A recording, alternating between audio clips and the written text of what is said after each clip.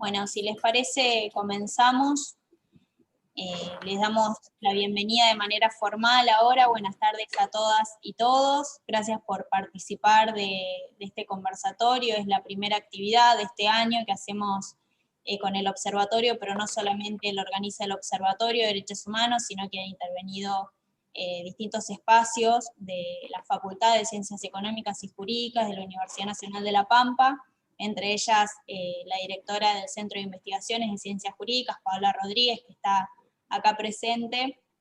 Así que la idea de hacer este ciclo de conferencias tiene un poco que ver con que el año pasado cerramos el año y las actividades del observatorio el día que se había presentado el proyecto de interrupción voluntaria de embarazo, con la esperanza de que finalmente sea ley, y así fue.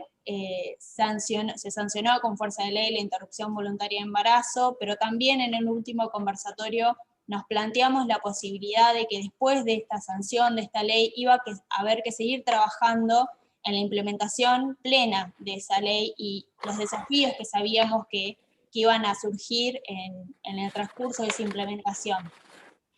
Es por eso que este ciclo de conferencias se llama Hacia la implementación plena de la interrupción voluntaria del embarazo, obstáculos y desafíos, y se van a ir trabajando distintas temáticas en estos 3 encuentros. El primero, que es la primera conferencia que es hoy, queríamos hablar sobre los problemas estatales desde una perspectiva federal, y esto porque la implementación de la ley de interrupción voluntaria de embarazo no va a ser igual o va a plantear distintos desafíos en Ciudad Autónoma de Buenos Aires que en provincias como Corrientes, en provincias como La Pampa, o lo que recién hablamos, en provincias del norte, de las que son llamadas del interior del país, que por ahí manejan otras dinámicas. En ese sentido, en este primer conversatorio invitamos a Nora Maciel, que es abogada y es defensora de pobres y ausentes de la Defensoría número 2 de la provincia de Corrientes, y a Patricia Bustamante Quinteros, que también es abogada y es integrante de la campaña nacional por el aborto legal, seguro y gratuito. La idea de esto es hacer un conversatorio en el que cada una exponga. Si les parece, empezamos con Nora y luego con Patricia, y después pueden abrir los micrófonos o hacer preguntas en el chat para que sea un poco más dinámico y conversado. Así que, si les parece, les dejo la palabra a Nora. Hola, buenas tardes a todos, todas, todes. Muy agradecida por esta invitación, especialmente a vos, Iva, y bueno, al Observatorio de Derechos Humanos de la Universidad Nacional de La Pampa.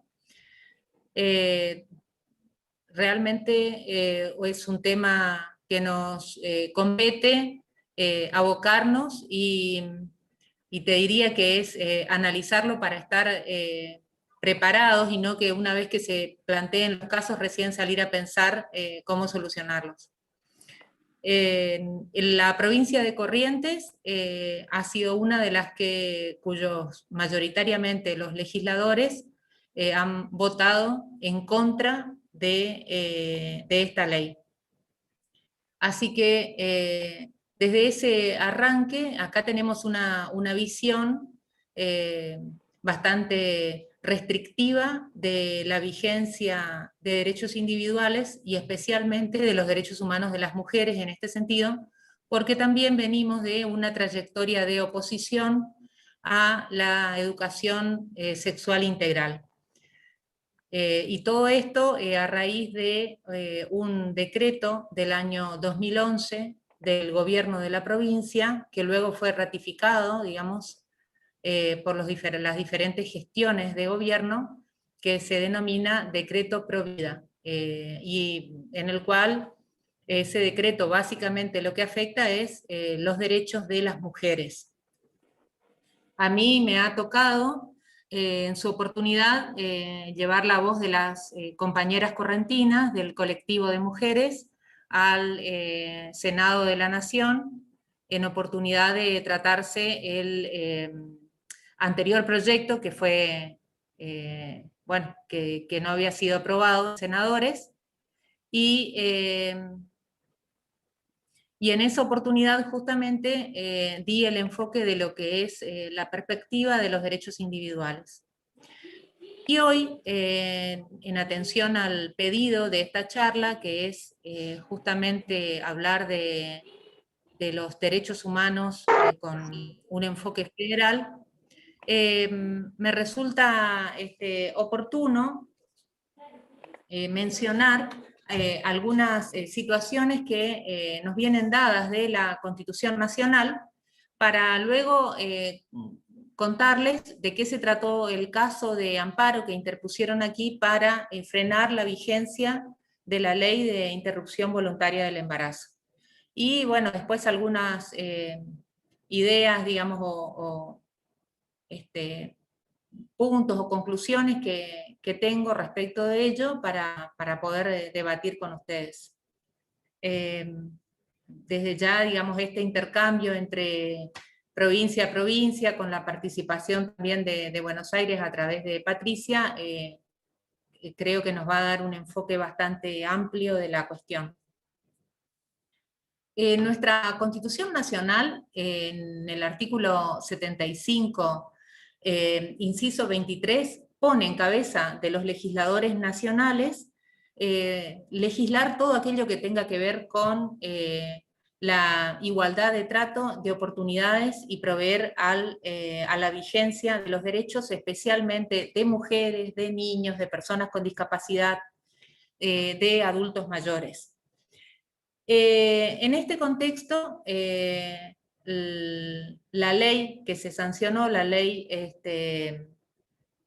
26.710, es una ley, la de interrupción voluntaria del embarazo, es una ley que provee a la vigencia de los derechos esencialmente de las mujeres y de las personas con capacidad de gestar, para que puedan llevar adelante su salud reproductiva en el marco y con la conveniencia que estimen pertinente y en igualdad de condiciones que otras personas. Como dije en una oportunidad, en una charla, este es un tema que los hombres, los varones, ni se cuestionan ni se preguntan, porque ellos deciden cuándo y cómo ser padre en todo momento. Desde este artículo 75, inciso 23, y la incorporación de los tratados internacionales, el tema de la salud pública, que ha sido considerado siempre una materia no delegada por los gobiernos provinciales a la nación, y que justamente es, digamos, el kit de la cuestión, donde se basan aquellos que no quieren la vigencia de esta ley en las provincias, es un artículo que ha sido superado por la reforma de la Constitución del año 94 y la incorporación del derecho a la salud como derecho humano fundamental. Y esto implica una transversalidad para la vigencia de estos derechos, que está dado desde el momento en que la incorporación de estos tratados ha sido aprobado por todos los bloques en su reforma por unanimidad, sin ningún tipo de reservas por la Convención Constituyente, incluidos los bloques más, digamos, reaccionarios o conservadores. Eso es un gran punto de partida, porque aunque esta cuestión de la competencia de la salud no haya sido, digamos, un tema de tratamiento específico, cuando esta cuestión de la salud es incorporada como derecho humano, afecta esta cuestión de estas decisiones provinciales en materia de salud que afectan derechos humanos. Entonces acá hay una perspectiva que hay que analizar y que no hay que perderla de vista cuando hablamos de la vigencia de leyes de este tenor. En este sentido, nuestra Constitución Provincial en Corrientes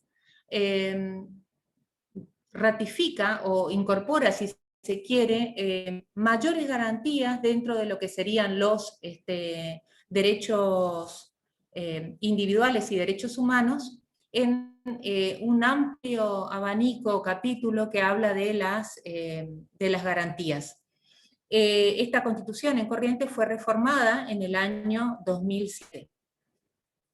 Y hay un artículo en la Constitución, como lo tienen otras constituciones provinciales, que ya han también sido materia de discusión, incluso llevaron esas voces al debate de esta ley, que hablan de el impedimento de aplicar esta ley en sus territorios porque tienen una ley que garantiza la protección de la vida desde el momento de la concepción. El artículo en Corrientes no dice específicamente que garantiza la vida desde el momento de la concepción. Sí dice que tiene que ser prioridad atender la vida del niño por nacer y de la mujer, pero digamos, no habla en este sentido con total claridad como por ahí lo tienen otras constituciones. ¿Y por qué? Y porque ya fue materia de discusión y debate en el año 2007 cuando se reforma la Constitución en Corrientes. Hay otras constituciones, como le decía, que tienen este mismo artículo. Y puestas a analizar con relación a la vigencia de los derechos humanos, resultan que estas constituciones no están de acuerdo al texto de la Constitución Nacional ni de los tratados internacionales de derechos humanos incorporados en nuestra Constitución, sino que están en contra. Es decir, son artículos que son plenamente inconstitucionales. No es inconstitucional la ley de interrupción voluntaria del embarazo, sino que es inconstitucional estos textos constitucionales provinciales que están en contra de nuestra Carta Magna. Porque le hacen decir a la Carta Magna cosas que no dice, y le hacen decir a los tratados internacionales, para fundar estas acciones, cosas que no dicen, entre ellas que la protección de la vida está garantizada desde el momento de la concepción y como un derecho absoluto. Y eso no dice la Constitución y eso no dicen los tratados de derechos humanos. Es más, el artículo 4 de la Convención Americana, que ha sido hartamente invocado en el debate de la interrupción voluntaria del embarazo para decir que eso era un impedimento para sancionar esta ley, ha sido explicado por constitucionalistas de talla, incluido un compañero de la Asociación Pensamiento Penal y compañero de ustedes, Alejandro Ocio, en relación a que Argentina no ha hecho reserva con relación a la protección de la vida desde el momento de la concepción, y que como no tenía sancionado todavía una ley de interrupción voluntaria del embarazo, esta digamos, esta explicación que hay en el mismo artículo de esta convención, dejaba abierta la posibilidad para que los países puedan legislar en este sentido. Y después vinieron todas las interpretaciones de los tratados de derechos humanos incorporados en nuestra Constitución, hechas por los comités y por algunos organismos internacionales en este sentido, puestos a resolver sobre cuestiones que hacían a la vigencia de derechos, que han marcado la necesidad de que Argentina adecue la normativa interna, tal como lo dicen los tratados de derechos humanos, a las pautas que tienen que ver con la vigencia de los derechos en materia de salud para mujeres y niñas. Mujeres, niñas y personas con capacidad de gestar. Entonces, en este sentido, digamos,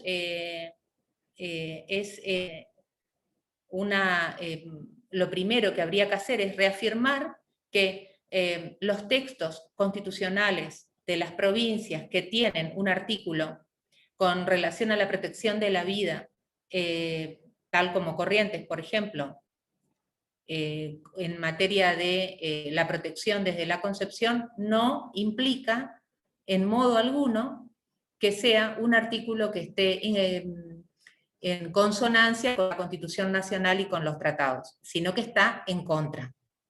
Y está en contra de la Constitución Nacional, de los tratados y también de las opiniones de los comités de seguimiento de esos tratados y de las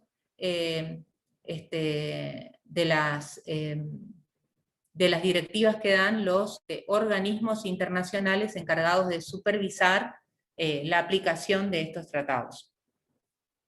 Y a su vez de la propia interpretación que da la Corte Suprema de Justicia de la Nación en el caso FAL, que fue, digamos, el puntapié inicial de esta cuestión. Y no obstante la vigencia de ese fallo FAL en su momento, hubieron muchas provincias en las que se siguió judicializando, entre ellas Corrientes, la interrupción del embarazo para los casos que estaban habilitados dentro del Código Penal. Esto nos muestra un poco lo que decía Iva al principio de la charla con relación a el federalismo nos expone a ciudadanos de distintas provincias frente a un mismo derecho, tener o no tener la vigencia de este derecho, tener o no tener la garantía de su efectividad. Es así que el caso que se dio en Corrientes, que es el caso de un partido que se llama Ciudadanos a Gobernar, que casualmente es un partido que surge cuando comienza fuertemente el debate en las calles, el debate en las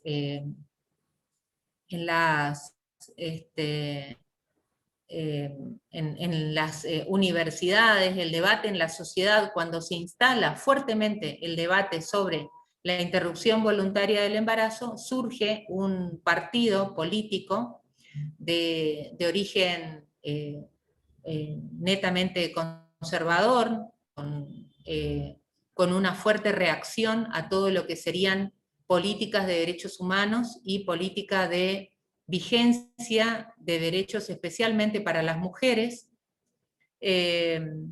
y este partido interpuso una acción durante el mes de enero, a los pocos días de promulgarse la ley, que alegaba, una acción de amparo en la que alegaba que esta ley era, primero, que había sido dictada en épocas de pandemia, como si eso hubiera sido una irregularidad, cuando en realidad las instituciones del Estado no pueden dejar de funcionar, y aparte no solo que no pueden dejar de funcionar, sino que Corrientes envió representantes, había representantes en diputados y en senadores para el debate y votaron en contra.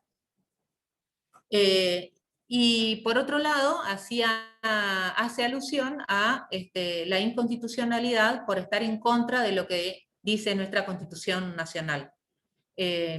Claro que todo el texto de 60 páginas de esta acción no dice en qué parte dice la Constitución Nacional estar en contra de la vigencia de esta ley. Bueno, argumentan, digamos, por las personas por nacer, invocan, por ejemplo, la ley de vientres,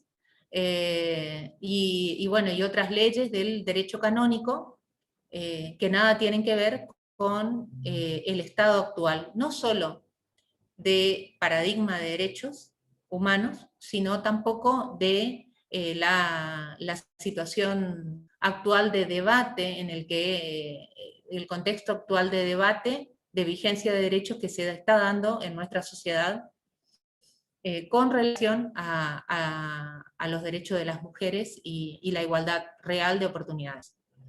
El juez rechaza in limine la acción, no le da trámite, el juez que le toca intervenir, y básicamente, además de los formalismos con los que tiene que ver con los presupuestos de la acción de amparo, habla de que no hay urgencia, y por otro lado desarrolla ¿sí?, la cuestión de del acto irregular o del acto violatorio de una legislación, y menciona justamente esto, ¿no?, que no hay, digamos, dentro de los presupuestos enunciados, ningún acto violatorio que pueda ser atribuido al Estado. Una de las cuestiones que menciona en la acción este partido político que se opuso es que los operadores de salud tienen que ser capacitados en esta ley. Y bueno, se opusieron con los mismos argumentos que en su oportunidad se han opuesto con relación a la ESI, la educación sexual integral. Y es básicamente que es la provincia quien define cómo será la salud pública. Y en este punto es donde digo y reitero que la vigencia de los tratados de derechos humanos ha afectado el concepto de la exclusividad en materia de salud pública. Ya hay fallos de muchos años atrás que hablan de que la salud es una competencia, en todo caso, concurrente. Pero cuando se habla de salud pública con trascendencia o afectación de derechos humanos de las personas, esta salud tiene que ser, según Barcesat, ¿no?, una política de articulación entre el Estado nacional, los estados provinciales y los estados municipales. Porque los paradigmas se construyen, digamos, desde ahora hacia atrás, digamos, nunca al revés. O sea, para que algo cambie, no podemos traer lo antiguo, no podemos traer la ley de vientres y la Constitución de 1853, sino que hay que tener en cuenta siempre lo más moderno. Y como toda regulación con relación a la vida humana y a la vida misma es un constante fluir, este paradigma de vigencia de derechos se instala desde el momento en que se sanciona una ley que estaba ya prácticamente, digamos, aceptada dentro de lo que fue el amplio debate social que se dio ya en el primer momento de presentación a través de la campaña nacional del proyecto, y después con los debates que se siguieron dando, porque nunca se dejó de alentar la sanción de esta ley, y cada vez más superadores con relación a los aspectos que se consideran esenciales, entre ellos, por ejemplo, que las niñas obligadas a parir son personas expuestas a tortura, son vidas infantiles arrasadas, las mujeres que mueren en abortos clandestinos son vidas cuya responsabilidad le compete al Estado, o el Estado tenía competencia para garantizar la integridad de esas personas y no lo había hecho. Con relación a la igualdad misma de oportunidades, es decir, la mujer debe poder decidir cuándo y cómo ser madre, y esta decisión no le cabe a nadie más que a ella. En este sentido, digamos, el camino transitado por la lucha de las mujeres básicamente en las calles y las compañeras que han asumido el debate en los puestos de trabajo, en los organismos que les ha tocado dar batalla, han marcado una línea de la que no se retrocede. En ese sentido hay una partecita del fallo del juez de Corrientes que es muy interesante, lo voy a leer para que quede, para que sean las palabras del propio juez citadas. con relación a el interés, porque el partido político que concurre a presentar el amparo habla de, se atribuye sí, se atribuye una representatividad de las mujeres o del colectivo, bueno, que no es tal. Entonces, lo primero que dice el juez con relación a eso dice: el interés jurídico eventualmente estará en cabeza de cada una de las mujeres y personas con otras identidades de género con capacidad de gestar o no, de acuerdo a sus convicciones. Tampoco puede fundarse la acción de amparo y dar su legitimación para accionar en el interés general, en que se cumplan la Constitución y las leyes, pues admitir la legitimación en un grado que la identifique con el generalizado interés de todos los ciudadanos en ejercicio de los poderes de gobierno, deformaría las atribuciones del Poder Judicial en sus relaciones con el Ejecutivo y con la legislatura, y la expondría a la imputación de ejercer el gobierno por medio de medidas cautelares. Dice, entonces, no se verifica la presencia de un interés jurídico inmediato o directo que dé lugar a una controversia actual o concreta, y quien se presenta a la jurisdicción carece de legitimación para ello. En el caso de Córdoba, el portal de Belén, así se llama la asociación, había interpuesto ante un juez federal, y el juez federal se declara incompetente. Tengo entendido, digamos, que a lo mismo que Corrientes, eso está recurrido. En Corrientes hasta ahora, la Cámara de Apelaciones, en lo contencioso, no ha resuelto este caso, que como les dije, no se sustanció y fue rechazado in limine. Creo que los puntos más salientes del fallo son esos que les leí en torno al interés. Entonces, no solo tenemos, digamos, un punto interesante para analizar con relación a estas presentaciones que se están haciendo y a la vigencia en las provincias, y es que los artículos de las provincias que se oponen a una ley de interrupción voluntaria del embarazo sancionada por el Congreso de la Nación no está acorde con el real federalismo, que es que los textos provinciales tienen que estar acorde a la Constitución Nacional y a las leyes dictadas en consecuencia, y no a la inversa, digamos. No es posible que las leyes nacionales se adecúen a las constituciones provinciales. Quienes están en contra, entonces quienes son inconstitucionales, son esos artículos de las constituciones provinciales en todo caso. Y otro tema interesante es justamente la cuestión de la legitimación, esto de arrogarse las facultades de solicitar protección, porque así lo dicen, de las personas por nacer, y además le atribuyen a las personas por nacer una personalidad jurídica que en definitiva no tienen. Y esto también ha sido resuelto en otros casos y en otras interpretaciones, incluso con dictamen de la Defensora General de la Nación, en un caso donde se habían opuesto a desechar, digamos, los embriones congelados. Y también le habían llamado personas por nacer, y bueno, y esto fue un caso muy conocido. Bueno, eso es básicamente bueno, y otra cosa interesante en Corrientes es, como le contaba Iva antes de empezar la charla, Corrientes no ha recibido denuncias todavía, desde que se sancionó esta ley, de impedimentos u obstáculos.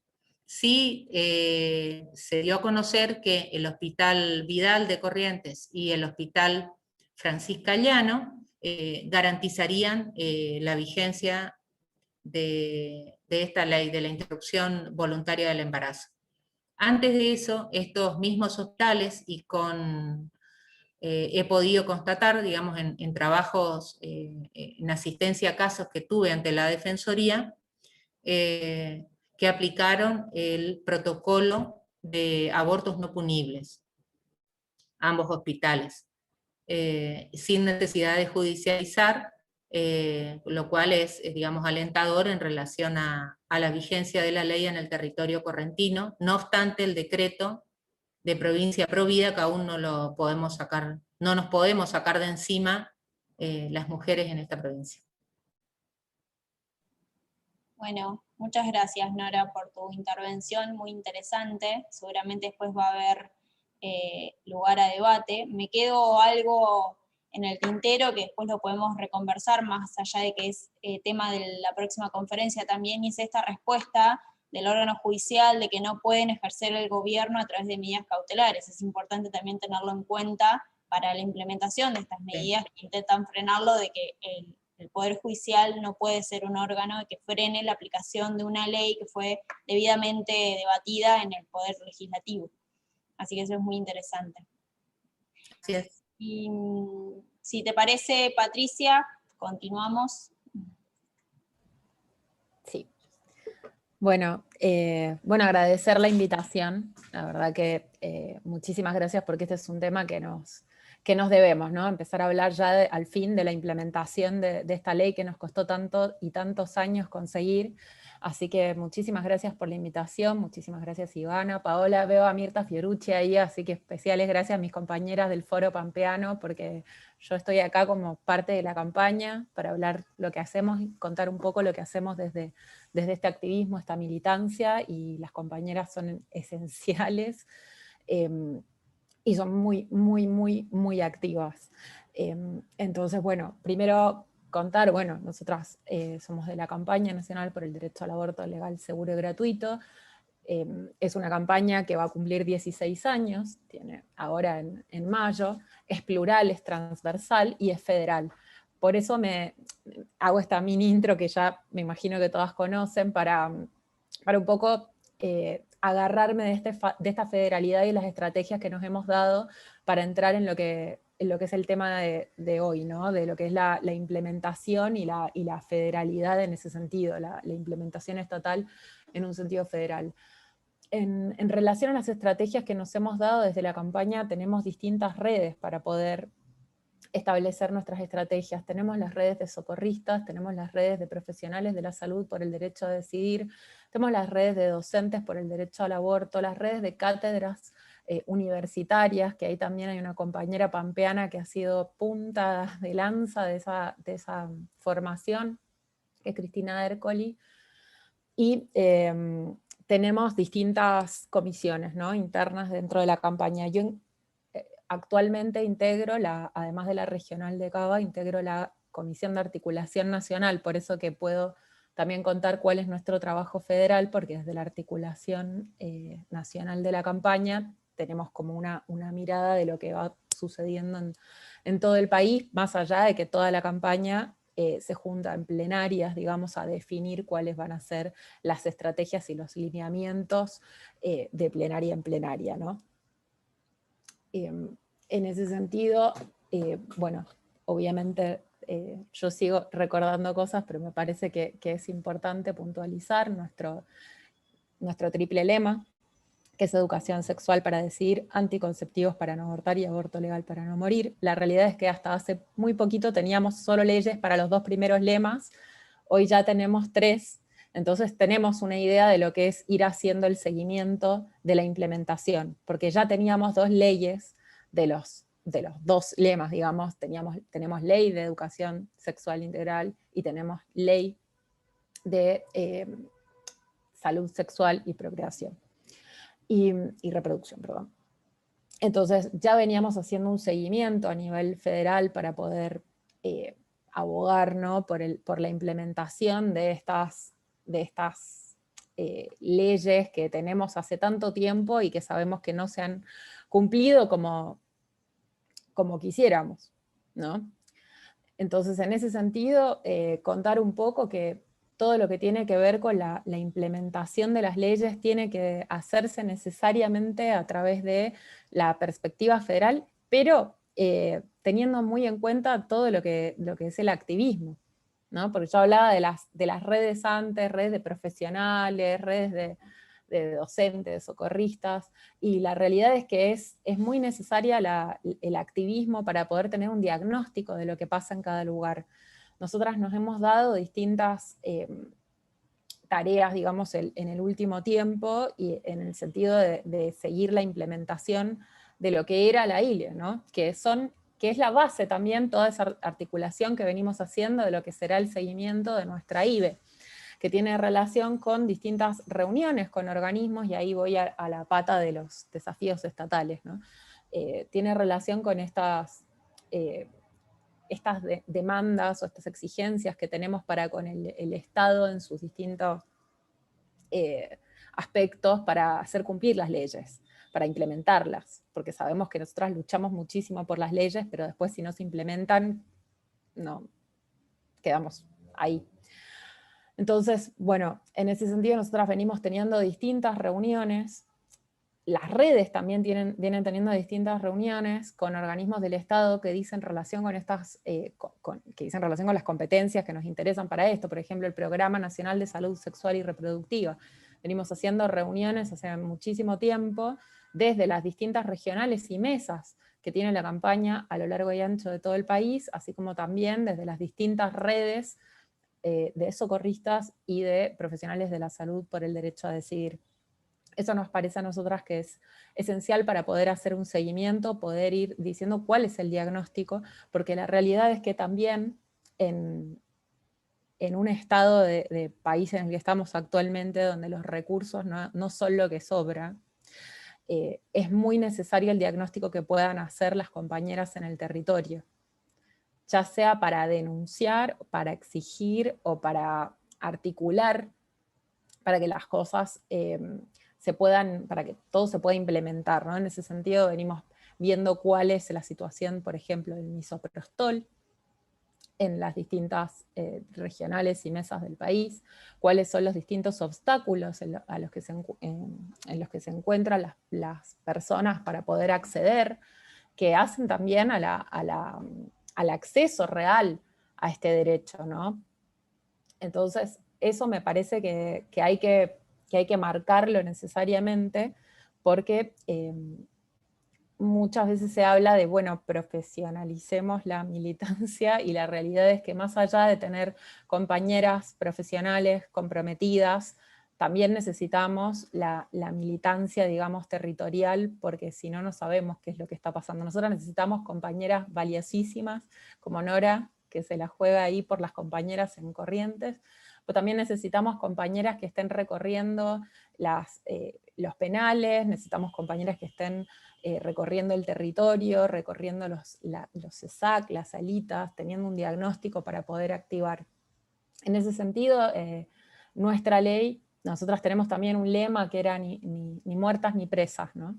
Y a eso me gustaría ir. Cuando hablamos de la salud, ¿no? Del ni muertas, hablo de este seguimiento que venimos haciendo, hablo del acceso real a los métodos, hablo de poder establecer estrategias también de comunicación que dicen al acceso, porque muchas personas hasta el 2018 no sabían que existía la ILE. Entonces ahora nuestra tarea también es informar que existe la IBE y cómo se accede a la IBE y cuáles son los requisitos de la IBE. Y eso es esencial, porque si las personas no conocen un derecho, no saben cómo acceder. Y eso lo sufrimos el 2018, cuando al día después de la votación en el Senado, tuvimos una piba muerta por un aborto con perejil 20 cuadras de un CESAC que garantizaba la práctica. Entonces, digo, hay muchas patas, digamos, en que tenemos que mover dentro del activismo para poder hacer efectivo el derecho y para poder lograr la implementación a nivel federal, ¿no? Porque tenemos situaciones como, por ejemplo, que en Mendoza no te venden el misoprostol en las farmacias. Tenemos todavía algo que nos falta, que es la mifepristona. Si bien la ANMAT acaba de autorizar la distribución nacional del misoprostol que se producía en Santa Fe, no el misoprostol público, la realidad es que la mifepristona todavía no ha sido aprobada, y estaría buenísimo que sea aprobada, porque sabemos que tienen mucha mayor efectividad los procedimientos hechos con esta droga. Y por otro lado, el Nipresas, ya no me quiero extender tanto, que hace cuestión con la criminalización de las personas por abortar. Fue uno de los puntos que se esgrimieron fuerte, además de la salud pública, ¿no? Desde muchos lados para hablar de la ley, para abogar por esta ley que conseguimos, con un caso que fue el caso paradigmático, ¿no? Que es el caso de Belén, que si alguna no la conoce, recomiendo el libro Somos Belén de Ana Correa. Y la realidad es que hay muchas Belén hoy en día. Y cuando decimos, bueno, ya tenemos ley, tenemos que decir, bueno, deberían extinguirse las causas, ¿no? Que haya, pero la realidad es que también, y esto Nora lo conoce muy bien, hay muchas causas que se abren y que no llevan la carátula de aborto. Entonces, una de las tareas que nos queda como militantes, como activistas, también es exigir una revisión de todas las causas, para poder saber quiénes son realmente las personas criminalizadas por abortar. En ese sentido, nosotras armamos una comisión de cárceles, porque personas criminalizadas dentro de la campaña, que lo tenemos además con compañeras investigadoras, ahí está Natalia Saralegui, también, yo hoy me vine con los libros, pero tenemos María Lina Carrera y Gloria Orregollos, que también integran, que escribieron este libro, que se llama Dicen que tuve un bebé, que cuenta situaciones de criminalización, que me parece muy importante que todas podamos conocer, porque cuenta 7 casos. Entre ellos, hace poco se mencionaron en varios medios el de Jimena, el de Eliana y el de Rosalía. ¿Qué tienen en común los casos que hemos visto hasta ahora? Obviamente la extrema vulnerabilidad de las personas que han sido criminalizadas. Desde el grupo armamos un informe que salió hace poco, yo después lo puedo acercar para que quien quiera lo vea, igual está en internet, lo hicimos desde la campaña con el CELS, con estas compañeras investigadoras también, que tuvimos como 2 vías de investigación, ¿no? Estamos teniendo, porque seguimos.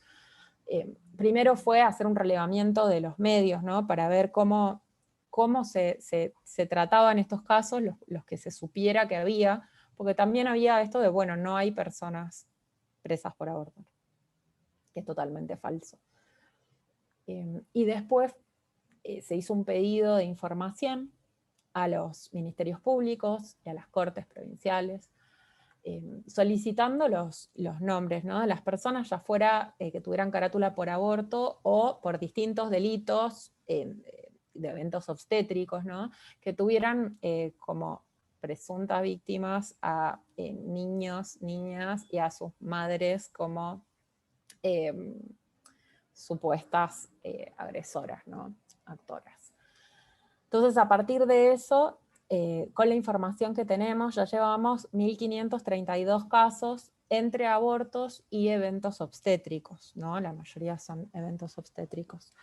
Y la idea es poder ir activando entre la militancia y el activismo y las compañeras que tienen acceso a los penales, porque muchas veces nos enteramos que hay compañeras que están por aborto, pero no, o sea, nos enteramos por una compañera que está en un penal trabajando, o por una compañera que está privada de libertad, que nos cuenta, para poder acceder a esas compañeras, tratar de ver estrategias, y por otro lado también articular con los organismos nacionales. Hemos tenido reuniones recientemente con la Secretaría de Derechos Humanos, por ejemplo, de Nación, para poder también exigirle al Estado este tipo de revisiones, porque creemos que es posible, por ejemplo, a través de las procuradurías penitenciarias, hacer un relevamiento, y nosotras desde el activismo poder ir empujando todo esto, porque sabemos muy bien las activistas que por más que haya leyes, por más que haya lo que sea, por más que tengamos todo el derecho a nuestro favor, la realidad es que muchas veces es el movimiento lo que hace que una persona pueda salir en libertad, por ejemplo, como la domiciliaria que obtuvo Rosalía, que es uno de los casos, que no sé si lo conocen, es un caso de una mujer que tuvo a su beba y en el baño, que es, hay muchos de esos casos también, ¿no? Que se va al baño y hay aborto, creo que se llaman parto en avalancha. Bueno, ella tiene a su beba y se desmaya y se despierta con la beba muerta y bueno, está presa y bueno, justo la condenan el 19 de febrero, que es como nuestro día, digamos, del primer pañuelazo del año pasado. Y fue un caso que tomaron las compañeras de Bahía Blanca y que súper activaron, digamos, hasta que le dieron la domiciliaria en marzo de ese año. Entonces, bueno, venimos trabajando en estas articulaciones con, digamos, organismos nacionales, organismos provinciales, pidiendo información, pero creemos que hay una responsabilidad, ¿no?, estatal, y a nosotras los que nos toca es ir todo el tiempo poniendo los puntos, digamos, diciendo, bueno, por acá es, porque también tenemos esa cuestión que yo decía en un principio, que es la capacidad de establecer diagnósticos. Después, en relación a la defensa de la ley que supimos conseguir, creo que Nora dijo casi todo, ¿no? Yo lo que quería reforzar por ahí es que más allá de que nosotras decimos que el aborto es una cuestión de salud pública, de derechos humanos y justicia social, siempre nos tratan de atacar por el lado de los derechos humanos, porque la mayoría de los argumentos siempre van en relación con la Convención de Derechos de los Niños, con el Pacto de José, Costa Rica, que eso está súper probado. Están todos los argumentos ya de 2018 de por qué no es así y por qué la coma, el entrecoma, digo, ya lo tenemos súper claro, pero llama la atención que los mismos organismos de aplicación de estos instrumentos internacionales son los que le han venido diciendo a Argentina que iba bien por donde iba, ¿no? Y que no solo que no es una violación a los derechos humanos nuestra ley, sino que nuestra ley es cumplir con una deuda de la democracia y además cumplir con todos esos instrumentos internacionales y con todas las recomendaciones que nos venían haciendo. Así que bueno, nada, dejo para las preguntas para que haya más ida y vuelta. Bueno, muchas gracias, Patricia. También un gusto escucharte, súper interesante tu exposición. No sé, Paola, si querés decir algo, Sí, ¿me escuchan? Sí, perfecto. Sí. Porque sí, este es mi primer Zoom del año y todo falló hoy. Así que, bueno, está siendo todo un acontecimiento esto de poder verlas. Muchísimas gracias a nuestras expositoras, la verdad que impecables sus intervenciones y por supuesto siempre hay preguntas en torno, bueno, a lo que se viene, ¿no? Un poco... el caso de Corrientes es muy significativo también de cómo vienen proyectándose amparos en otras provincias. Nosotros tenemos en nuestra provincia de La Pampa también recientemente una demanda de inconstitucionalidad también de un partido político bastante minoritario, hay que decirlo, y que tuvo ya la semana pasada una primera respuesta de la fiscal Yara Silvestre y bueno, estamos ahora esperando cuál va a ser el fallo definitivo del juez. Yo encuentro mucha similitud, no solo en los argumentos que esgrimen estas personas antiderechos, sino también entre las mismas discusiones que se vienen dando desde 2018 y se reeditaron en el 2020 y de vuelta se vuelven a sacar a relucir en estas demandas de inconstitucionalidad. Pero me parece que al mismo tiempo de que se elaboran estas argumentaciones falaces en el sentido de que se buscan basar, ¿no?, en mandatos del Sistema Interamericano de Derechos Humanos o en la propia Constitución, etcétera, etcétera, hay una enorme trampa en el uso, ¿no?, en el enunciado de este tipo de de normas jurídicas. Y yo tenía la siguiente pregunta, en primer lugar, y es, bueno, nuestra primera expositora nos ha dicho que efectivamente el federalismo nos expone justamente por esta concurrencia entre la Constitución y la Constitución Nacional y las constituciones provinciales, expone a algunas provincias a que en la medida en que las constituciones provinciales no se adecúan a aquello mencionado en la Constitución Nacional, probablemente la garantía de todos estos derechos de la Ley 27.610 se vean vulnerados o socavados. Y yo quería preguntar si tienen alguna idea de cuáles serían las provincias que tienen mayor riesgo, que están más expuestas a que este tipo de recursos de amparo eventualmente, justamente por las no adecuaciones de las constituciones provinciales, puedan dar lugar eventualmente, no digo una suspensión de la ley, pero bueno, en algunos casos se pide que se la suspenda por 120 días, etcétera. Si tenemos alguna idea de qué provincias son más vulnerables justamente por esta no adecuación. Y la otra pregunta que tendría también es, bueno, ¿qué ocurre en Chaco? ¿No? Porque nosotros, bueno, en otros casos de otras provincias se han desestimado los recursos de amparo, pero por algo empezó a prosperar en Chaco, ¿no? Y no quiero irme, digamos, a la idea de la cercanía de la jueza con el arzobispado y este tipo de argumentos que podría ser o no, pero quería, si tienen alguna información acerca de, bueno, ¿por qué tenemos esta situación en esta provincia?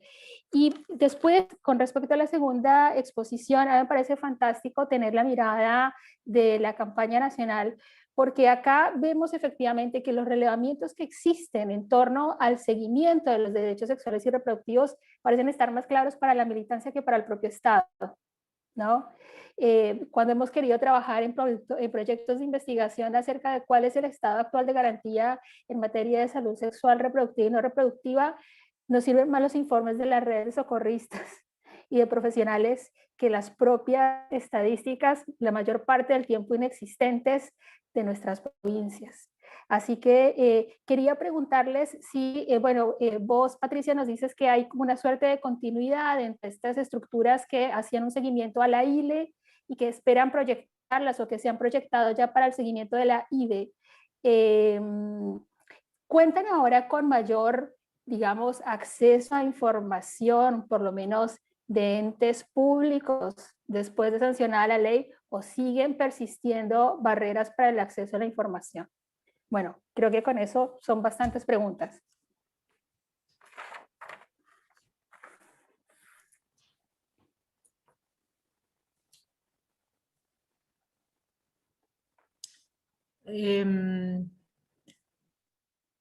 Paola, hola. Con relación a la pregunta que hiciste del monitoreo que sucede, cómo vienen los textos constitucionales en las provincias, en una de esas Patricia tiene más información. Yo conozco puntualmente algunos casos por el seguimiento del debate en las intervenciones legislativas.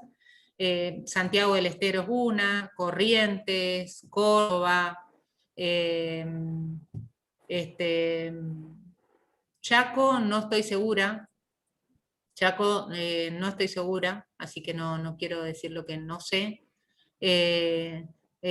Tucumán, Jujuy, bueno, esas son las provincias que recuerdo con los debates así legislativos y lo que han invocado los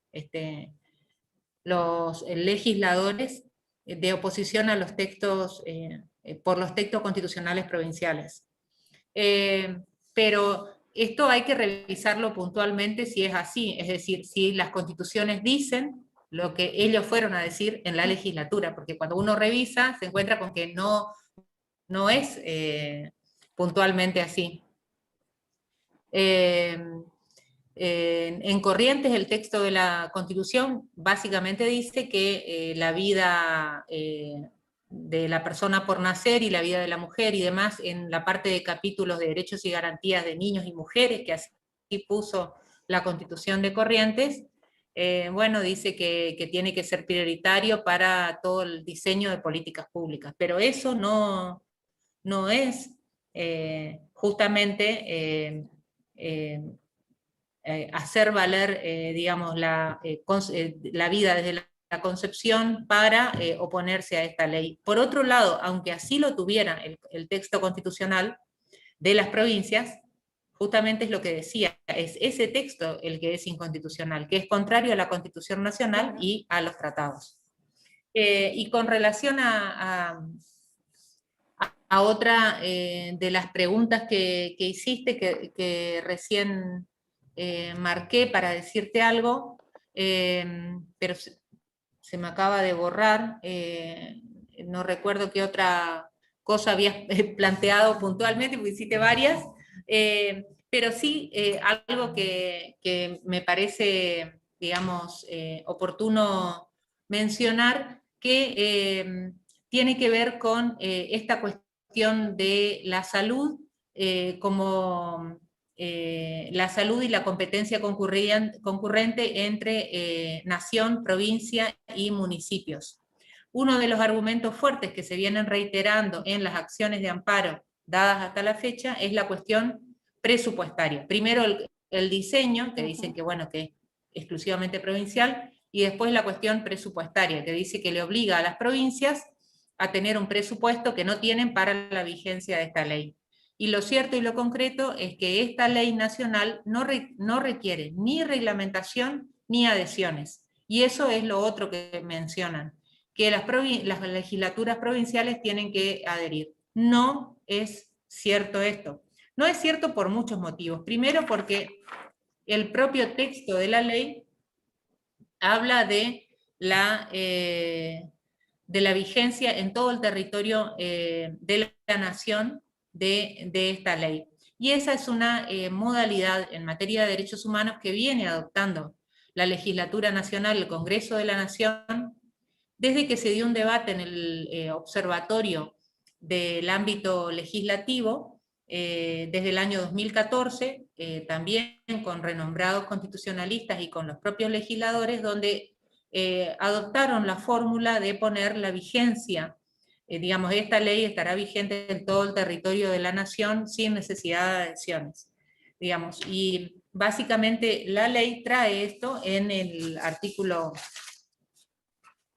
creo que es el artículo 20 de la ley, ¿no? Las disposiciones de la presente ley son de orden público y de aplicación obligatoria en todo el territorio de la República Argentina. Y por otro lado, bueno, desde el año 1994, todo lo que es salud en materia de derechos humanos es competencia concurrente, no exclusiva de las provincias. Yeah. Bueno. Me voy a meter un poco también en la pregunta anterior, en la pregunta que era para Nora, para decir que yo creo que en los lugares en los que va a ser más difícil es en los lugares donde, la verdad que le tengo mucha fe a la militancia, en los lugares donde se vea más, crean que está más debilitada la militancia, ¿no? Porque la realidad es que como decía muy bien, uno no sabe bien qué es lo que dicen las constituciones muchas veces porque siempre alegan esto de que la vida parte con la concepción y demás, pero creo que más allá del texto específico de cada constitución, y más allá de que obviamente que prevalece lo nacional, la realidad es que tenemos no sé si decirlo oposición, tenemos grupos fundamentalistas antiderechos que no solo están contra esta ley, sino que también son los mismos que están contra la ESI, que son los mismos que están contra la anticoncepción, digamos que los argumentos son muy similares, y los venimos padeciendo hace muchísimo tiempo, si bien ahora forman partidos y tienen muchísima más fuerza y muchísimo más financiamiento, la realidad es que los fundamentalistas han existido, así como estamos nosotras con la lucha, siempre hay una contra, ¿no? Por ahí ahora les ves más financiados y más visibles, ¿no? Pero siempre han estado y yo confío mucho en que la militancia y el activismo y la fuerza que podamos hacer en cada una de las provincias va a ser la que va a bloquear todas estas estos ataques contra la ley, porque los argumentos van a ser siempre los mismos, los nuestros, para decir que nuestra ley está bien y que tiene que estar vigente y que está acorde a todo lo que dice la Constitución y demás. Entonces, yo creo que los lugares donde más se va a atacar es donde crean que estamos más débiles. La realidad es que no estamos débiles, estamos organizadas y estamos en todos los lugares, y si no, vamos a ir. O sea, esa es la realidad. Tenemos provincias en que es todo más difícil, obviamente. Muchas, bueno, Nora lo sabe. Tenemos las mismas que digo, Jujuy, Tucumán, Santiago del Estero. Tenemos provincias en que siempre se nos complican más las cosas, que también son las mismas en que tenemos los casos de las niñas forzadas a parir.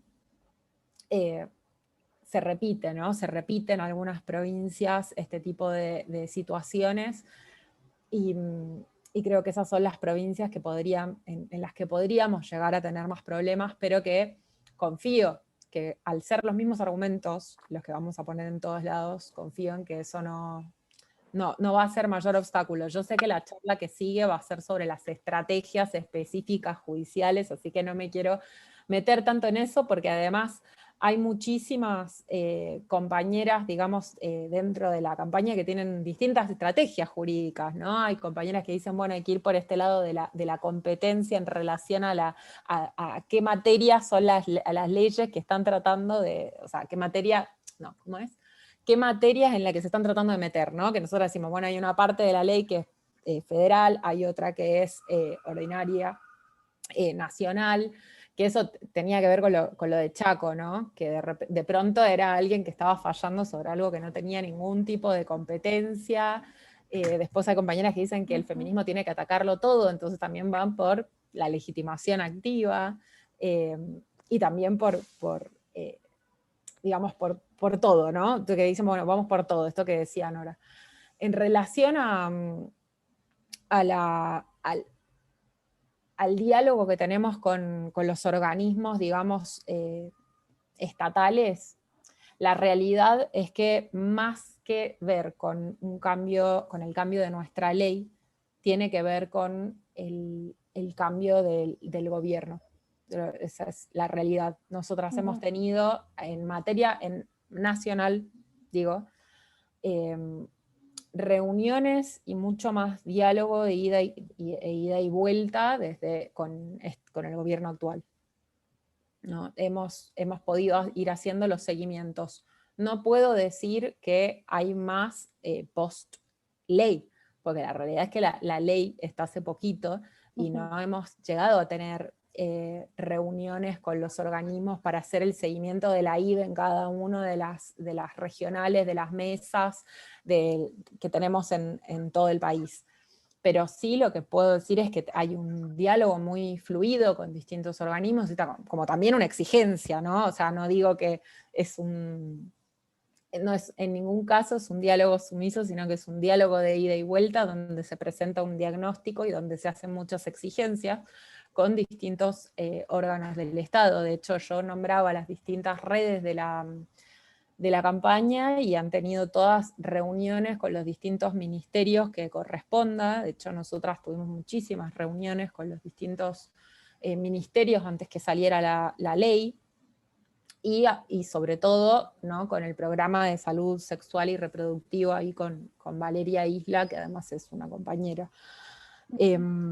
Entonces, por eso no puedo decir que haya aumentado el diálogo a partir de la ley, sino que aumentó el diálogo hace ya un tiempo, ¿no? Hace ya más de un año que venimos estableciendo estas reuniones más bien periódicas entre las distintas mesas y regionales que tenemos en el país y distintos organismos.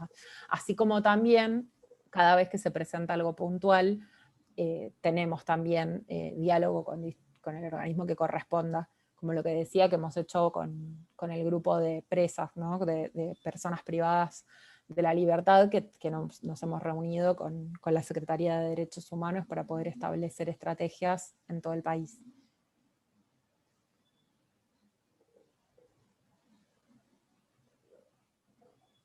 Muy bien, clarísimas. teníamos otras preguntas en el chat, ¿puede ser, Iva?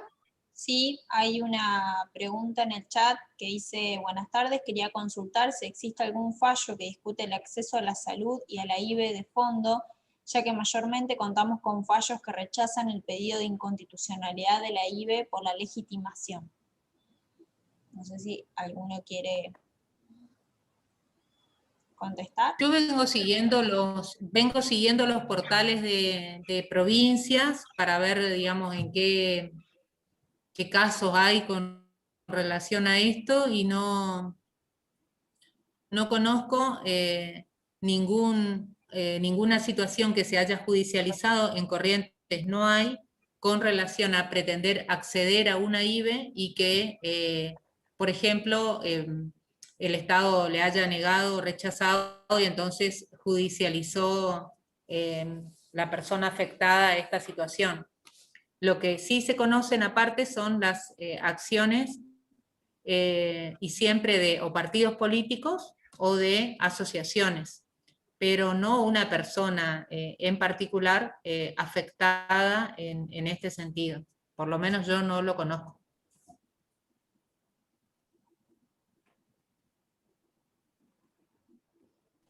No, Bien. yo tampoco.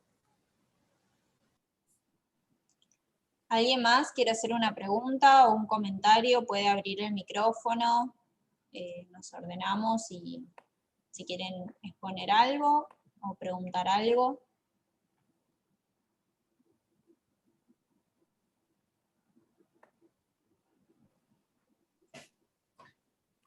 Iva, tímidos hoy. antes de despedirme, simplemente quiero mencionar una cuestión como para que las chicos y chicas jóvenes que estén escuchando, digamos, esta charla lo tengan en cuenta, porque por ahí deciden también abrir alguna investigación con relación a eso.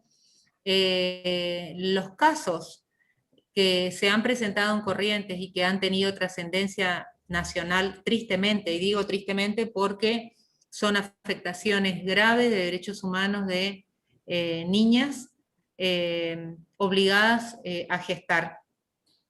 Un solo caso en Corrientes es rescatado como válido durante la que se llamaba la ILE, ¿no? Interrupción legal del embarazo, antes de la sanción de esta ley, y que es un caso del interior de la provincia de Corrientes, donde una jueza hizo luz a la práctica de interrupción del embarazo solicitada por la madre de una menor de edad, una niña de entre 10 y 12 años. El resto de los casos dieron lugar incluso a un fallo que fue muy criticado por la doctrina nacional, doctrina de prestigio, ¿no? Marisa Herrera, Ida Kemelmacher, bueno, y otras compañeras y compañeros que cuestionaron el fallo, que fue la adopción prenatal. Una chica de 16 años que pretendió la interrupción legal del embarazo, ya había tenido otro niño producto de un abuso, de una violación intrafamiliar. Cuando llega a este segundo hijo, solicita, se presenta al hospital, solicita, no le otorgan inmediatamente, sino que le hicieron un raíz de entrevistas psicológicas, psiquiátricas, etcétera, hasta que por fin ella termina desistiendo de la práctica, y después el bebé es dado en un fallo que, a mi modo de ver, lo critiqué duramente en la provincia, y eso me mereció una serie de cuestionamientos por parte del poder, la cabeza del poder, ¿no?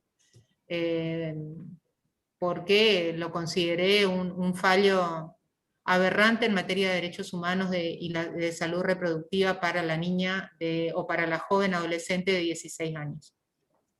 Todos estos casos nos tienen que dejar bien claro que durante la vigencia de un decreto Provida, que Corrientes no es la única provincia Provida, sino que las otras que tienen esta misma modalidad de acción también se denominan Provida. Lo único que han dejado de manifiesto es la vulneración de derechos de las mujeres y de las niñas. Y esto es, digamos, algo que los jueces que tienen que resolver estas acciones de amparo, por ejemplo, deberían tenerlo presente, porque en ningún modo una provincia provida ha garantizado la satisfacción de derechos, sino que siempre los ha impedido.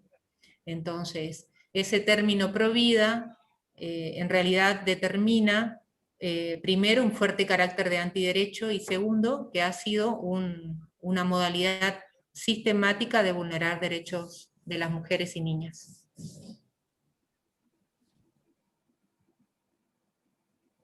Gracias, De acuerdo. Nora. ¿Alguien más quiere decir algo? Yo quería hablar, si se puede, un momento. Sí, claro. Hola, soy Mariana de Misiones.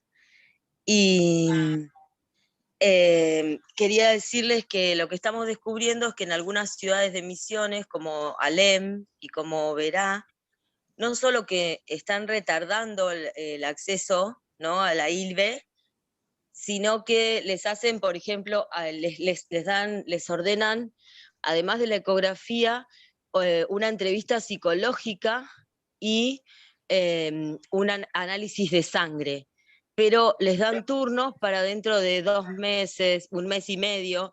Entonces, para cuando tienen todos los papeles ya no están en fecha, ya pasaron las 14 semanas. Y las que se salvan son las que pueden pagar una ecografía en un lugar privado, ¿sí? Y de alguna manera arreglárselas para viajar a otra ciudad a conseguir la medicación.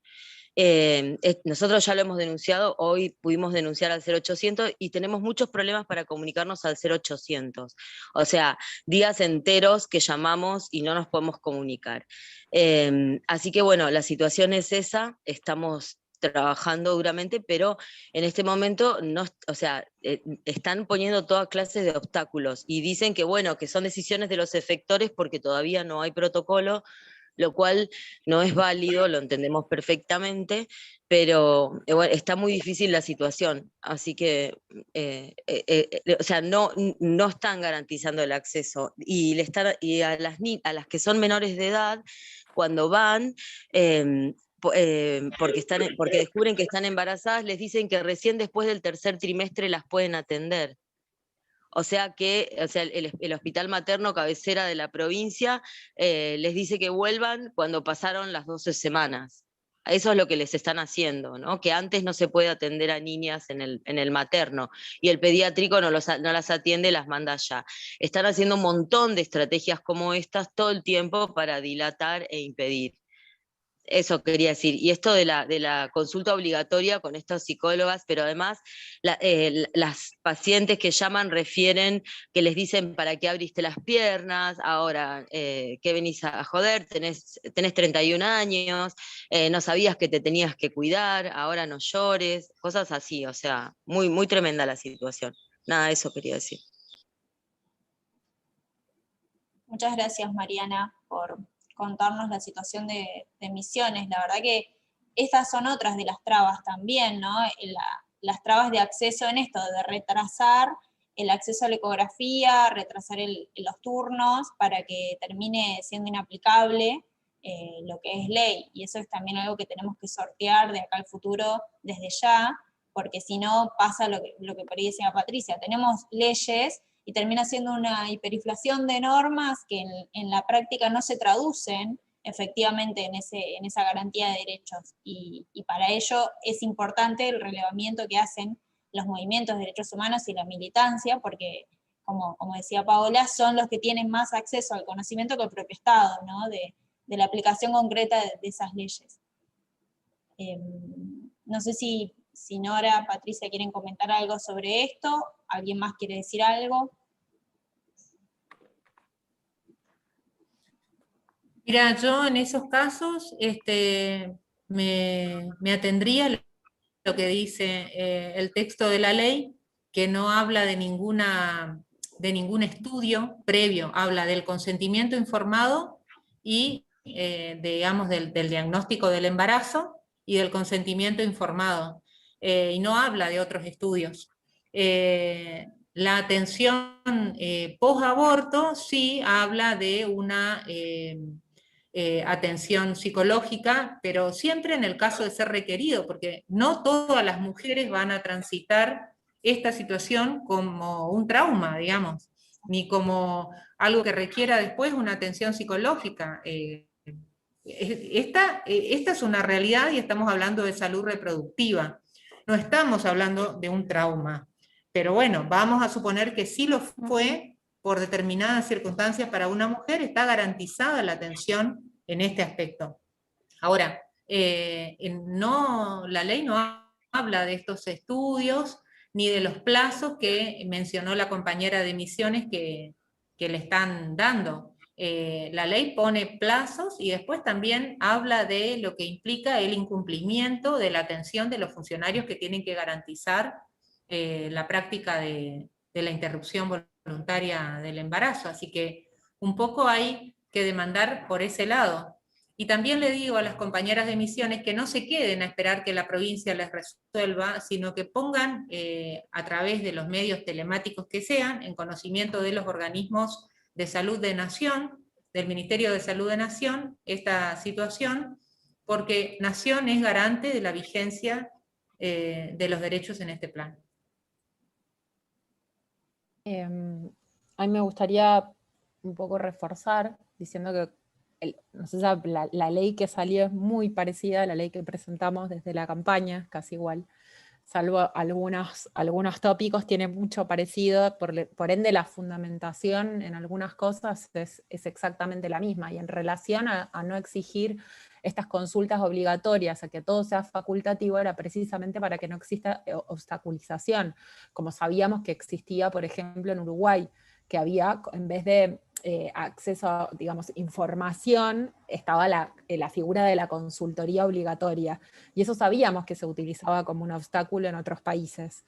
Entonces, necesariamente nosotras insistimos muchísimo en que fueran todas estas, ya sea la atención posaborto o la información previa, todo facultativo, porque si no sabemos que se utiliza como una obstrucción.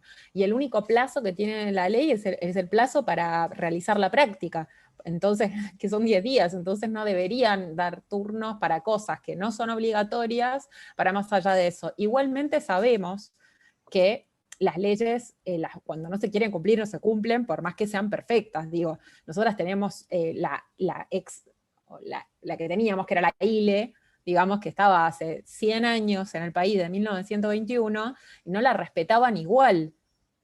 Y hay niñas forzadas a parir directamente, ni siquiera a gestar, sino que ya a parir, víctimas de violación cuando entraban en causales. Digo, por más perfecta que sea una creación, la creación de una ley, siempre va a existir el incumplimiento si nosotras no estamos ahí pendientes para que eso no suceda.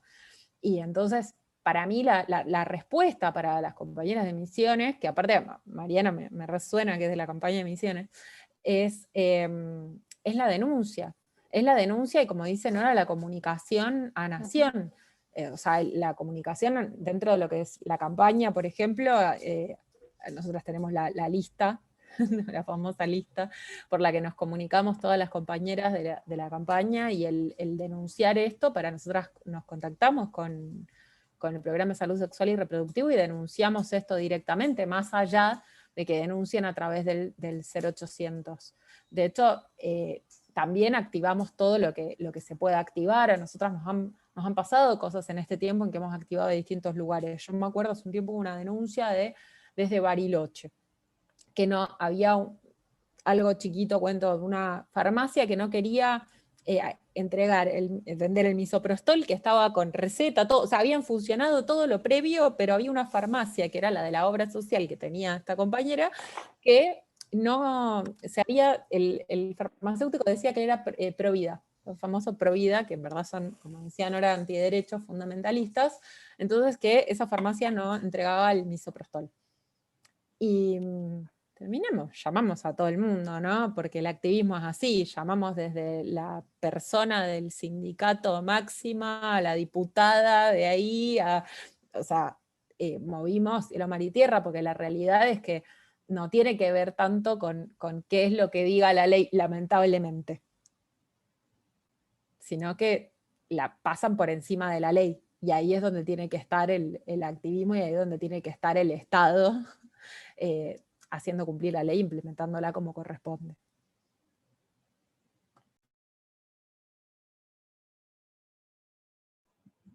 Sí, sí, les re agradezco. Estamos articulando, y aparte Mónica, Menini, Soledad, o sea, nos ayudan con las cosas y todo eso.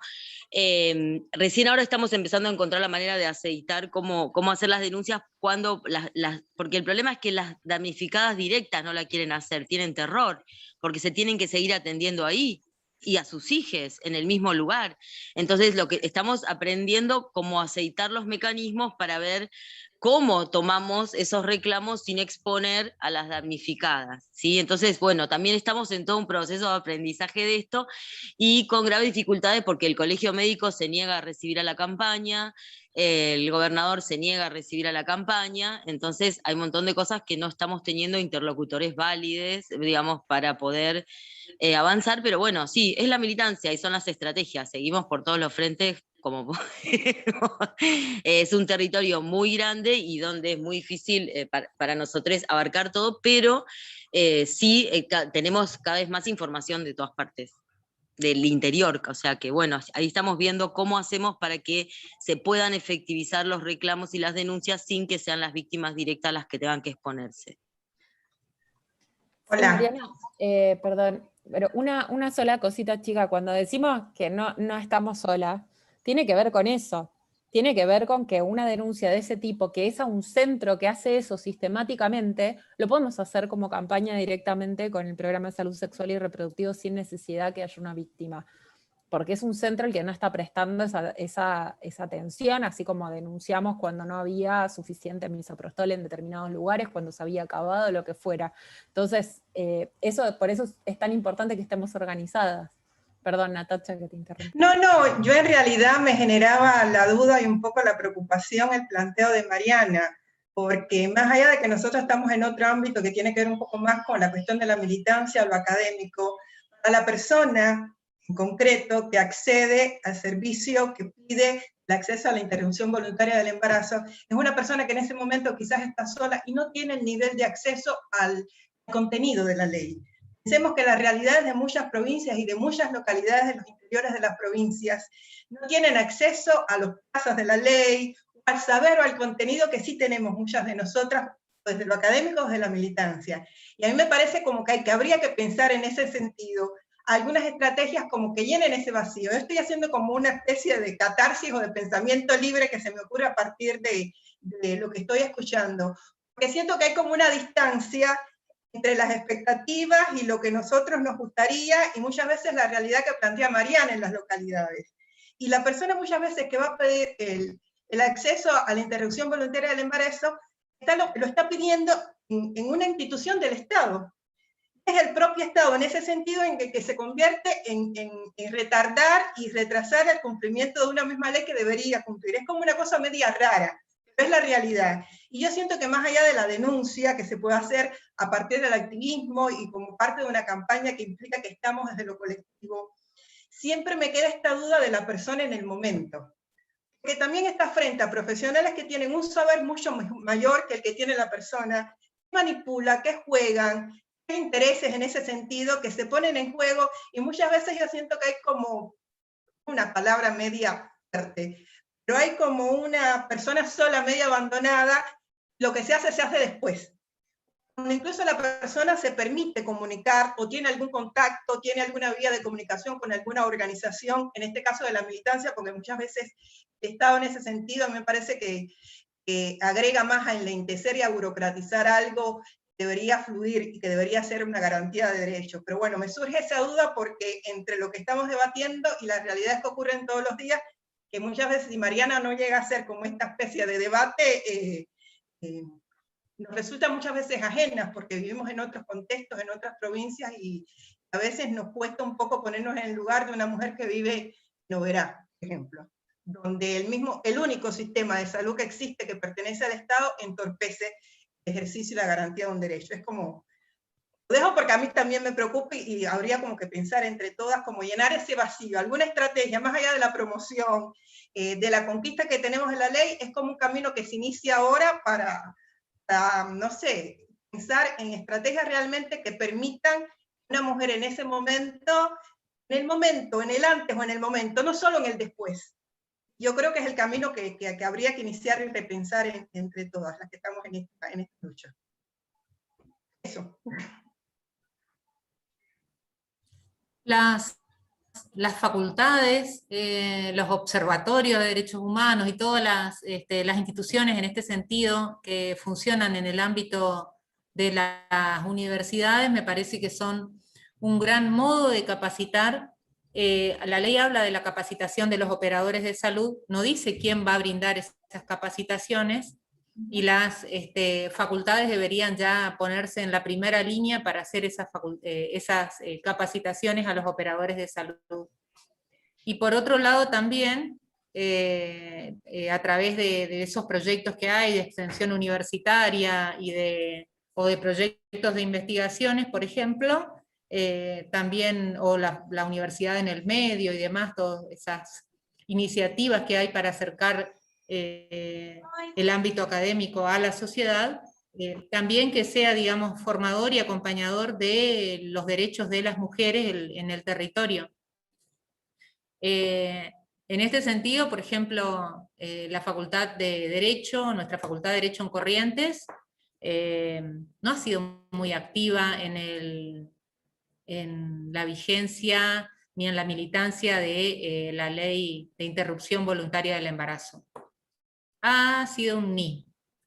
Y por otro lado, los profesores de Derecho Constitucional, cuando salían los legisladores nacionales a hablar de la inconstitucionalidad de esta ley, y que votaron en contra, tampoco dijeron nada, digamos, ¿no? Esto es una crítica, porque yo siempre critico a las instituciones, o sea, nunca me gustan del todo, y hay instituciones a las que hay que criticar, y entonces, bueno, hago las críticas.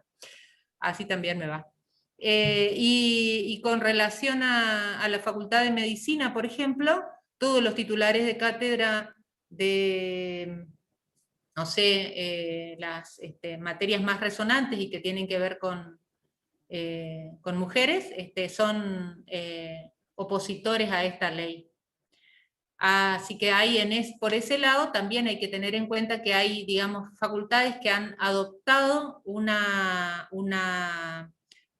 postura casi general, digamos, ¿no? Y son pocas las voces que se levantan en este sentido. Pero yo creo firmemente que las universidades y las facultades tienen un rol preponderante en la formación de los ciudadanos en general, no necesariamente del que estudia en su facultad, sino que tienen un rol importante y trascendente de llegar a la sociedad. Hay que ir por ese lado. Una propuesta. Y yo sobre lo que dicen ahora, ¿no? de la capacitación, creo que nosotras tenemos una ley, ¿no? Que es la ley Micaela. Y creo que en el marco de esa ley, que es muy perfectible y que a veces se cumple la ley Micaela con un cursito, cualquier cosa, digo, dentro de ese perfeccionamiento que debería tener la ley, creo que tendría que entrar esto también, ¿no? Porque tendría que ser obligatoria, más allá que lo diga la ley, no solo para los efectores de salud, también para las personas que trabajan, porque muchas veces existe la discriminación de mostrador, que le dicen que, que no te discrimina directamente o no te rechaza directamente el profesional de la salud, sino que la persona que te atiende, la primera persona que viste, la persona que atiende los turnos, que atiende en la primera mesa de entrada y que te saca diciéndote cualquier cosa además, porque como dice Natacha, nosotros tenemos las leyes muy lindas, todo, pero muchas veces las personas no las conocen. Y si la persona, la autoridad que debería brindarte el derecho te la está negando, también hay una cuestión de violencia institucional tremenda, porque para muchas personas lo que dicen las autoridades es lo que es. A nosotros, ¿cuántas veces nos ha pasado de ir a distintos lugares a dar charlas de salud sexual y reproductiva, por ejemplo, y que se desconoce totalmente leyes que están hace un montón, pero porque los profesionales de la salud o las personas que están ahí se las niegan totalmente. O sea, chicas a las que todavía les dicen que, por ejemplo, me voy con otra ley, la 26130, que le dicen que no se pueden hacer la ligadura de trompas porque no, tienen muy pocos hijos, o porque tienen muy poca edad, o porque, digo, ponen requisitos a las leyes que las leyes no tienen, y eso es muy desconocido. Entonces también hay una tarea que no solo es de la militancia, sino que debería ser una tarea del Estado de informar bien qué es lo que dicen las leyes y cuáles son los derechos, para que cuando una persona va y la autoridad le niegue eso que sabe que tiene, sepa que puede denunciar, porque muchas veces no saben que pueden denunciar. Porque lo que dice muchas veces el doctor, tipo, el doctor es palabra santa, eso es como el dicho, ¿no? Y yo creo que están esas dos cosas, una de la capacitación de las personas a las que tenemos que recurrir, que no son solo también quienes deberían realizar la práctica, sino también las personas que están en la justicia, que son las que también dejan pasar todas estas cosas que venía hablando Nora, ¿no?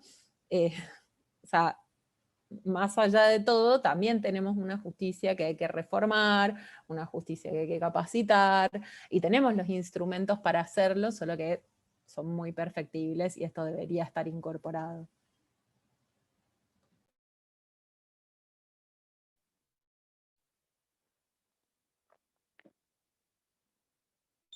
Pau, ¿querías decir algo? Bueno, sí, no, bueno, que tomamos entonces la posta en el sentido de participar y de, bueno, le agradecemos mucho al Observatorio de Derechos Humanos. Realmente Ivana ha sido la gestora de este encuentro. Por supuesto, al decano de nuestra facultad, y también estuvieron involucradas la directora de la carrera de abogacía, Cecilia Bertolé, la secretaria de investigación y posgrado, Lucía Colombato. Es decir, hay un compromiso desde la Facultad de Ciencias Económicas y Jurídicas, no solo por hacer un seguimiento a la implementación de la ley, sino fundamentalmente por abrir el espacio universitario para esos diálogos, ¿no? Creo que es mínimamente lo que debe hacerse desde una universidad pública. Así que, Iva, si quieres, vamos cerrando. Y recuerda las dos próximas conferencias, por favor. Sí, en principio, bueno, agradecerles a todas y todos por participar, en particular a Nora y Patricia, la verdad que un gusto escucharlas. Como dije al principio, este era un debate que sabíamos que nos iba a tocar, no sabíamos que íbamos a arrancar ya el año con estos desafíos y obstáculos, pero en eso seguimos. Refuerzo esto que dijo Paola, con que la universidad tiene que tomar la posta en abrir los espacios de discusión, no solamente para las personas que participan efectivamente de la universidad, sino la universidad salir a la calle, y para eso la extensión universitaria es sumamente importante. Así que bueno, celebro el compromiso de la facultad y de la Universidad Nacional de La Pampa en eso, y bueno, ese es el camino que vamos a intentar seguir. Por lo menos para cumplir nuestra parte en nuestro trabajo cotidiano, aportar a esta lucha colectiva. El próximo lunes tenemos la segunda conferencia, que va a estar a cargo de Marisa Herrera y Andrés Gil Domínguez, también a las 18 horas, y va a ser específicamente sobre las estrategias judiciales implementadas para obstaculizar la implementación de la ley. Y el lunes 8 de marzo, Día de la Mujer, vamos a tener la última conferencia programada por el momento, que va a estar a cargo de Mónica Rodríguez y Laura Soto, que son personas que se desempeñan acá en la provincia de La Pampa, y van a estar hablando sobre el acceso, la implementación de la ley desde el ámbito de salud. Así que vamos bueno, el link para la inscripción sigue siendo el mismo, vamos a mandarle el link de acceso al Zoom a cada actividad, y bueno, esperemos verlos y verlas el próximo lunes y seguir conversando. No sé si alguien más quiere decir algo, pero por lo pronto damos por cerrado esta primer conferencia. Agradecerles nuevamente a Nora y a Patricia. Gracias a ustedes, Iva, ha sido un gustazo. Muchas gracias, compañeras, a todas. Y bueno, y un saludo Gracias. a las chicas de la campaña. Veo a Mirta, que participó en el conversatorio justo el año pasado, cuando terminamos, sobre IBE, junto con Alejandro Ocio y Indiana Guereño, también estuvimos dando una linda discusión, y a Mónica Rodríguez, que la veo acá, y va a estar también en otra conferencia de este ciclo. Así que bueno, saludamos a todas y todos, gracias por participar, y nos vemos el próximo lunes. Un fuerte abrazo. Muy bien, muchas gracias. Chao, chao.